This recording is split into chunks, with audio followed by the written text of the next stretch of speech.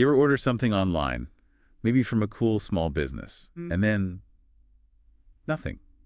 You wait, you check the tracking, and eventually you just hit a complete wall trying to figure out what's going on. Oh, absolutely. That feeling of, seriously, what is happening here? It's incredibly common. Right. Feels like there are just so many complaints these days. Like it keeps getting worse. We've all been there. So today we're doing a deep dive into one specific story that really pulls back the curtain on how complex online order fulfillment can be. Yeah, we're looking at getting what you ordered, from the virtual shop to your actual doorstep. And why knowing who is actually handling your order matters so much. Exactly. This case is, well, it's like an investigation into how a simple purchase can just completely fall apart. And it reveals some, honestly, surprising things about accountability in this global online marketplace we all use. Especially when platforms like Printify are in the mix. It's about where your money goes when things go wrong. Precisely. That black hole feeling. Okay, so let's get into the specifics. We got Jasmine Miles, just a regular customer, right? Right. And Maya Taylor, she runs a small apparel brand called Roots and Rhythm. Jasmine just wanted to support her friend Maya. Simple goal. Order 2 Love Your Roots t-shirts. Seems straightforward. Totally straightforward. And the start was textbook. Jasmine orders, gets the confirmation emails, Yeah. sees the charge on her card, even gets a nice thank you note from Maya's store. All good. All standard procedure. And then just silence. Crickets. Yeah, and that silence, it turns into frustration pretty quickly, doesn't it? You bet. The order status. Stuck on preparing for shipment. For a whole week. A week is a long time in e-commerce limbo. Definitely. So Maya, the seller, she tries contacting Printify. That's the platform she uses to handle printing and shipping. No reply.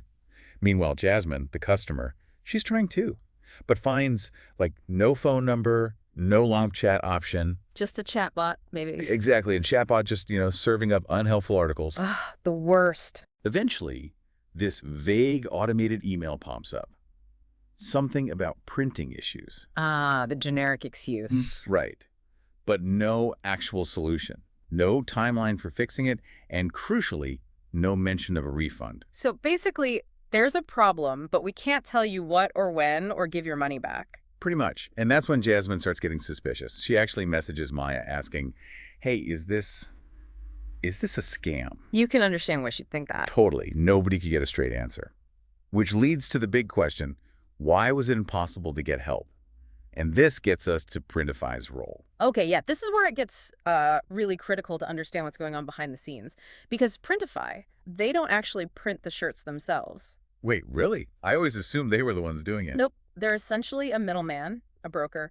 They take Maya's order, forward it to one of their third-party printing partners who might be anywhere, often unvetted, and they take a cut. Okay. But the key thing is, they don't control the production line. They don't guarantee the order actually gets fulfilled correctly. So it's kind of like using a booking site for a hotel the site doesn't actually own or run the hotel itself. That's a pretty good analogy, yeah. They're facilitating, not executing. So what are they then, legally or practically, if they aren't doing the work? And what happens when it all goes wrong, like with Jasmine's shirts?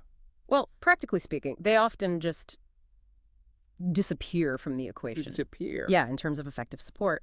It leaves the seller, Maya, kind of holding the bag, and the customer, Jasmine, completely frustrated and without answers. And here's a really crucial piece. Jurisdiction. Printify is based in Latvia. Latvia. They don't have a U.S. office, no U.S.-based customer service team you can easily reach. And critically, they aren't legally bound by U.S. consumer protection laws in the same way a domestic company would be. Wow. So for Jasmine, an American customer buying from a U.S.-based small business, her legal protections sort of evaporated at the Latvian border. Effectively, yes. Created a situation with almost no recourse for her. That's a huge blind spot consumers need to be aware of. Okay, let's unpack this then. What does this mess tell us about, the bigger picture of buying stuff online? Well, it really hammers home how important it is for everyone, consumers and small businesses alike, to understand the whole supply chain. Not just the website you click buy on. Exactly. You need to know who is actually responsible for each step. Like you said, the assumption is often the platform is the one doing everything. Yeah, I definitely made that assumption before. This flips that right over. It really does. And what's sort of surprising or maybe alarming are the hidden risks in these platforms that look like simple all-in-one solutions, especially when they lack that direct control and, crucially, accountability. The cross-border element just adds another layer of complexity and potential power imbalance. And it seems this isn't just an isolated incident. Our source material mentions something about this, right? That there's some awareness of foreign platforms potentially exploiting U.S. creators and consumers. That's right. The source indicated the current administration is reportedly looking into these kinds of situations. And the source even suggested that individuals could contact their representatives or the Attorney General to push for better protection for American small businesses. Yes, that was the suggestion noted in the source material that people could voice concerns about needing better safeguards. Again, that's the source's suggestion on potential action. But still, you'd think a platform operating internationally would have some basic obligation to its users, wouldn't you? That really is the fundamental question this whole story brings up, isn't it? Because in the end, Jasmine never got those shirts. Never. Never. And no real explanation, no refund, nothing. Her experience is just this stark, concrete example of what happens when accountability just vanishes into that digital black hole. So the big takeaway from this deep dive seems clear. Hmm. You absolutely need to do your homework. Due diligence is critical when you're dealing with any e-commerce platform. Especially if they operate internationally. You have to try and figure out who you're really doing business with beyond just the slick website interface. Definitely.